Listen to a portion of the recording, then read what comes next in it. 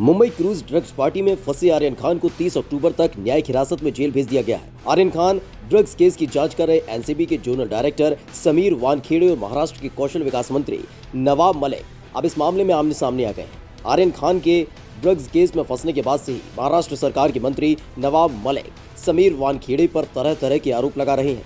नवाब मलिक का कहना है कि समीर वानखेड़े ने बॉलीवुड से दुबई और मालदीव में वसूली की है।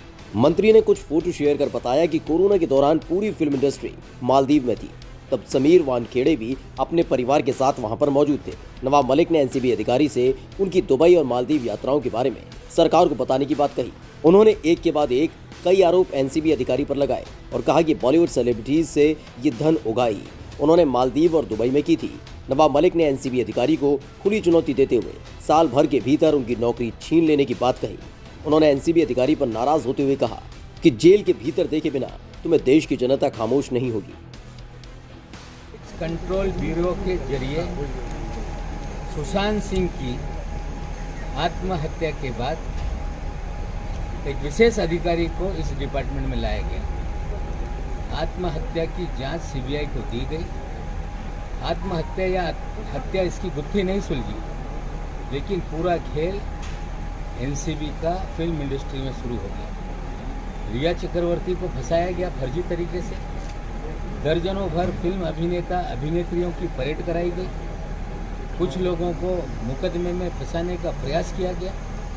और हम आपको बता दें कि कोविड के काल में सारी इंडस्ट्री मालदीव में थी। अधिकारी के परिवार के लोग, अधिकारी स्वयं दुबई और मालदीव में क्या कर रहे हैं, इसका खुलासा अधिकारी को करना पड़ेगा, समीर वानखेड़े को। हम मांग करते हैं वो बताएं वे दुबई गए थे क्या उनके परिवार के लोग मालदीव में उस समय में थे जब पूरी इंडस्ट्री मालदीव में थी? क्या कारण था वो वहाँ गए? हमें तो पूरा यकीन है कि सारी उगाही मालदीव और दुबई में हुई है, जिसकी तस्वीरें हम आप लोगों को देंगे। वहीं मंत्री के इस तरह के आरोप के बाद समीर वानखेड़े ने भी मीडिया के सामने अपना पक्ष रखा और मंत्री पर कानूनी कार्रवाई करने की बात कही। एनसीबी अधिकारी समीर वानखेड़े ने कहा कि 15 दिन से लगातार मेरे परिवार और मुझ पर झूठे आरोप लगाए जा रहे हैं, यहाँ तक कि मेरी मृतक मां को भी नहीं छोड़ा गया। उन्होंने मेरी मृतक मां पर आरोप लगाए, साथ ही बहन पर भी आरोप लगाए। समीर वानखेड़े ने खुद को केंद्र सरकार का एक छोटा कर्मचारी बताया और कहा कि नवाब मलिक बड़े मंत्री हैं, मैं केंद्र सरकार से उन पर कार्रवाई करने की अनुमति की मांग करता हूं। मैं सिर्फ अपनी ड्यूटी कर रहा हूं, लेकिन अगर ड्रग्स मामले पर कार्रवाई करने के लिए वो मुझे जेल में डालना चाहते हैं तो मैं उनका स्वागत करता हूं। Never been to Dubai, whatever time is stating that. Secondly, there are mechanisms to check where a person is.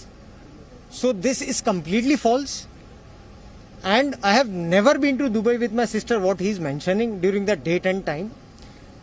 So it is false and I completely condemn it. हमारे जो पिछले 15 दिन से जो हमारे पर पर्सनल अटैक हो रहे हैं, जो मेरी जो मृतक माँ है वहाँ पर अटैक हो रहे हैं, मेरी जो बहन है उस पर अटैक हो रहा है, मेरे जो सेवानिवृत्त पिता है, मेरे डैडी हैं, उन पे ये अटैक हो रहा है, जिसकी मैं घोर निंदा करता हूँ। पिछले 15 दिनों से अगर प्रोफेशनलिज्म हो तो मुझे कोई चीज के लिए आपत्ति नहीं है, लेकिन मैं फिर से रिटायरेट करूंगा।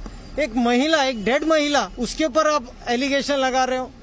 एक सिस्टर, एक जो बच्चों की माँ है, अब उसका इंस्टाग्राम पे जाके उसकी स्नूपिंग करो, उसके ऊपर आप एलिगेशन लगा रहे हो।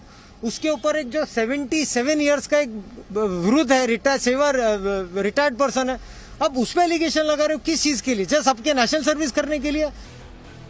हालांकि मंत्री की ओर से लगाए गए सभी आरोपों पर अधिकारी ने अपनी सफाई पेश करते हुए उन सभी आरोपों को गलत ठहराया और कहा कि मैं मालदीव गया था और लीगली तौर पर अपने बच्चों के साथ गया था, जिसकी अनुमति मुझे मेरे डिपार्टमेंट से मिली थी और लॉकडाउन खुलने के बाद मैं अपनी पूरी फैमिली के साथ मैं वहां मौजूद था। लेकिन मंत्री की ओर से मुझ पर जिस तरह के आरोप लगाए जा रहे हैं वो सरासर गलत है और मैं सही हूं। ब्यूरो रिपोर्ट, माई भारत।